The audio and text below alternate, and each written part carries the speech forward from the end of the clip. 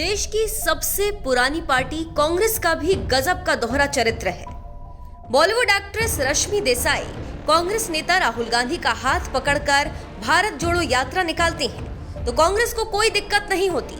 और जब उसी बॉलीवुड के दिग्गज एक्टर अक्षय कुमार हिंदुस्तान की सेना के लिए आवाज उठाते हैं, तो कांग्रेस इस कदर बौखला जाती है कि किसी ट्रोल आर्मी की तरह उनके पीछे पड़ जाती है।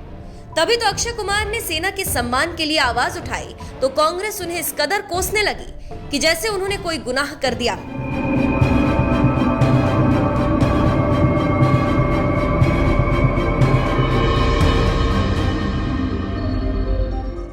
ये बात तो आप भी जानते हैं कि बॉलीवुड आज दो धड़ों में बंट गया है।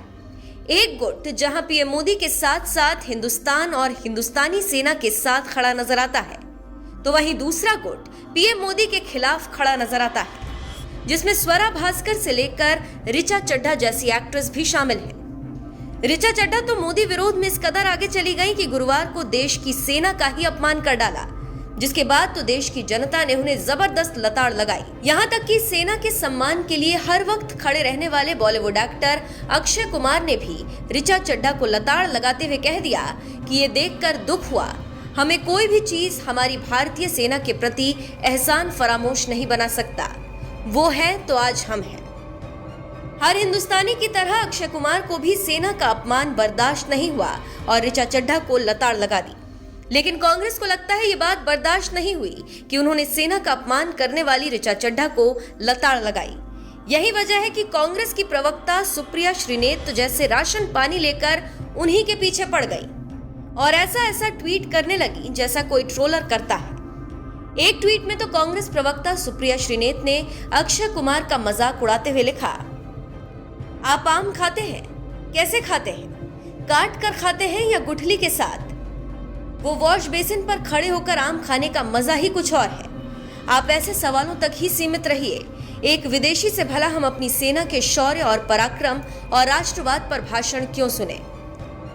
कांग्रेस प्रवक्ता सुप्रिया श्रीनेत यही नहीं रुकी, उन्होंने एक और ट्वीट में अक्षय कुमार के खिलाफ भड़ास निकालते हुए लिखा, कोई कनाडाई कुमार को चुप रहने के लिए कहे। जब पीएम ने कहा कि कोई भी हमारे क्षेत्र में नहीं आया है, तो उन्होंने हमारे 20 वीरों के सर्वोच्च बलिदान का अपमान किया। उन्होंने हमारे सशस्त्र बलों के शौर्य और साहस की अवहेलना की। कल्पना कीजिए, पीएम मोदी और चीनी पीएलए एक ही बात करते हैं। शेम। अक्षय कुमार ने ऋचा चड्ढा को जवाब दिया तो बुरा कांग्रेस मान गई और लगी उन्हें कोसने, जबकि अक्षय कुमार ने तो अपनी सेना के अपमान के खिलाफ ही आवाज उठाई थी। लेकिन ये बात भी कांग्रेस को बुरी लग गई। तो वहीं देश के दिग्गज पत्रकार सुधीर चौधरी ने अक्षय कुमार की तारीफ की है और लिखा है, जबरदस्त अक्षय कुमार, इसीलिए आप सबसे अलग हैं। बॉलीवुड को इस मुद्दे पर साथ आना चाहिए। ऐसे गैर जिम्मेदार अभिनेताओं की वजह से बॉलीवुड को देशद्रोही के रूप में जाना जाता है। बॉयकॉट बॉलीवुड इसी विचारधारा का प्रतिफल है। आपको बता दें, उत्तरी सेना के commander lieutenant general Upendra Dwivedi ने एक बयान में कहा था कि अगर सरकार आदेश देती है तो हम पीओके को वापस लेने के लिए पूरी तरह से तैयार हैं। हम सरकार की तरफ से आदेश का इंतजार कर रहे हैं। The defense minister rightly spoke about that just short while back that the POJK, it's a matter of time that they will be taken back. What are the preparations so far as the army is concerned? The second part is about the security scenario in Kashmir Valley. Raksha Mantri gave the statement about the POJK. As you are aware that parliamentary resolution already exists on the subject, so therefore it's nothing new. It is part of the parliamentary resolution. As far as the Indian Army is concerned, Indian Army will carry out any order which is being given by the government of India. And whenever such orders are given, we'll always be ready for it. सेना के अफसर के इसी ऐलान पर Bollywood actress ने लिख दिया था, गलवान हाय बोल रहा है। लेकिन जब सेना के अपमान का आरोप लगाकर लोग उन्हें लताड़ने लगे, तो ऋचा चड्ढा ने तुरंत माफी मांगते हुए अपना ट्वीट डिलीट कर दिया था और कहा था कि मेरी मंशा कभी भी किसी को भी अपमानित करने की नहीं रही। मुझे मेरे कहे 3 शब्दों के कारण विवाद में घसीटा गया।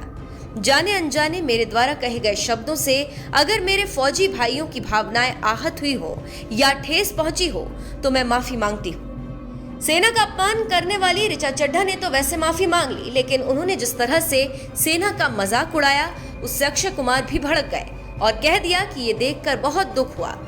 लेकिन कांग्रेस को अक्षय कुमार की यही बात इतनी बुरी लगी कि पार्टी के दिग्गज नेता और कांग्रेस प्रवक्ता सुप्रिया श्रीनेत खुद किसी ट्रोलर की तरह अक्षय कुमार को ट्रोल करने लगी। कनाडा की नागरिकता होने की वजह से उन्हें विदेशी तक बता दिया। लेकिन बड़ी बात तो यह है कि अगर अक्षय कुमार के पास कनाडा की नागरिकता भी है तो कम से कम वो भारतीय सेना का अपमान तो नहीं करते, सेना के सम्मान के लिए हर वक्त आगे रहते हैं। तो वहीं भारत की नागरिकता रखने वाली ऋचा चड्ढा जैसी एक्ट्रेस सेना का अपमान करने से भी बाज नहीं आती। ऐसे में आपकी नजर में कौन बेहतर है, कनाडा की नागरिकता वाले अक्षय कुमार या भारत की नागरिकता वाली ऋचा चड्ढा? कमेंट कर अपनी राय जरूर बताएं। साथ ही ऋचा चड्ढा के बयान पर दिग्गज हस्तियों ने क्या कुछ कहा, आइए आपको सुनाते हैं।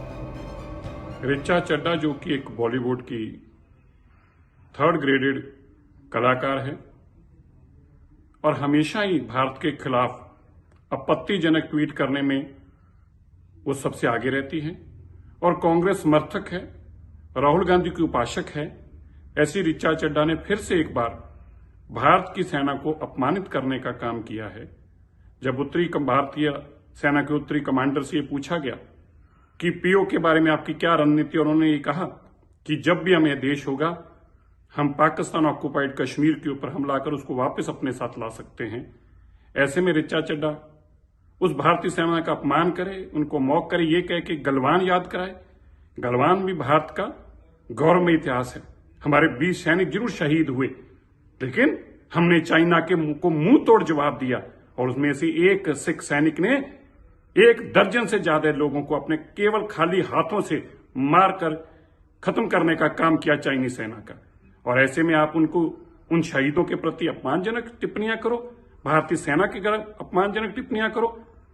मैं बॉम्बे की पुलिस से कहना चाहता हूं, मुंबई पुलिस से तुरंत इस ऋचा चड्ढा के खिलाफ कार्रवाई करे, एप्रोप्रिएट धाराओं में मुकदमा दर्ज करे, ताकि ऐसे लोग जो भारत का अपमान करना, भारत की सेना का अपमान करना एंजॉय करते हैं और अपनी शौहरत को बढ़ाने के लिए हमारी भारतीय सेना को नीचे लाने की कोशिश करते हैं, इनको मुंह तोड़ जवाब दिया जा सके, ऐसी जिंदगी में दोबारा कोशिश ना कर सके।